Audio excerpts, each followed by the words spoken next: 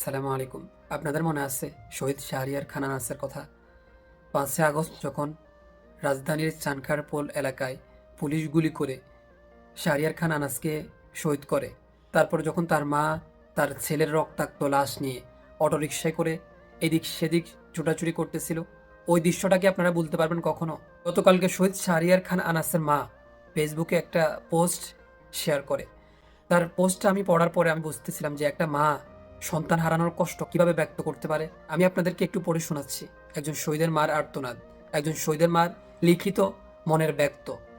যে মা তার কিশোর সন্তান হারান, সে মা তো সেদিনে মরে যান। বেঁচে থাকে শুধু মায়ের দীর্ঘশ্বাস আর সন্তানের সঙ্গে দেখা করার আক্ষেপ।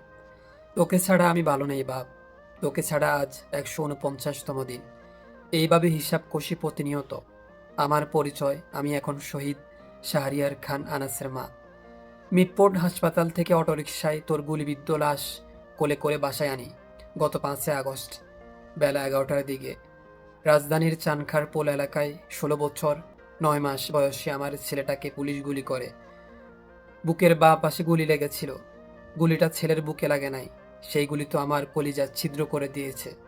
আমার জীবন ছন্দে কেটে গেছে, বেঁচে থাকার আকুতি শেষ হয়ে গেছে। আনাস, তুই চলে যাওয়ার পর ২ মাস তো বিছানা থেকে নড়তে পারি নাই, কিন্তু জীবনের তাগিদে বাঁচতে হয়। বাইরে থেকে আগে তুই সকালের নাস্তা কিনে আনতি, এখন আমি আনি।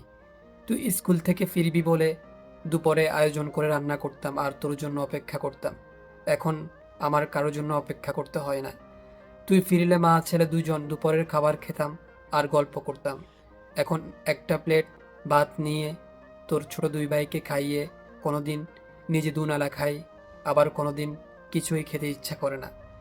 তুই প্রতিটা মুহূর্ত আমাকে কষ্ট দিচ্ছিস। ঘরের প্রতিটা কোণে তোর স্মৃতি বিজড়িত হয়ে আছে। অস্থিরতা পেয়ে বসলে তোর কবরে ছুটে যায়। কত কথা বলতে ইচ্ছা করে তোর সঙ্গে, তখন মনটা একটু হালকা হয়। যেই দেশটাকে তুই ভালোবাসলি সেই দেশ তো তোর নিরাপত্তা দিতে পারলো না। যেদিন তোর জন্ম হয়েছিল সেদিন ছিল পবিত্র ঈদ উল ফিতরের দিন। তখন আমার বয়স মাত্র ১৮। আমরা তো শুধু মা ছেলে ছিলাম না, ছিলাম দুইজন বন্ধু। আমরা তো বলতে গেলে একসঙ্গে বড় হচ্ছিলাম। তুই আমার প্রথম সন্তান, সে এক অন্যরকম অনুভূতি। তুই চলে গেলি আর এক বিজয়ের দিনে। সেদিন ৫ই আগস্ট শেখ হাসিনা ভারত পালিয়ে যাওয়ার আনন্দে সবাই উল্লাস করতেছিল। আমি তখন তোর রক্তাক্ত লাশ নিয়ে দৌড়াচ্ছি। একজন শহীদের মার আর্তনাদ, তিনি কিভাবে তার কষ্টগুলো ব্যক্ত করতেছে লিখার মাধ্যমে। সন্তান হারানোর বেদনা শহীদের মারা কি সইতে পারে?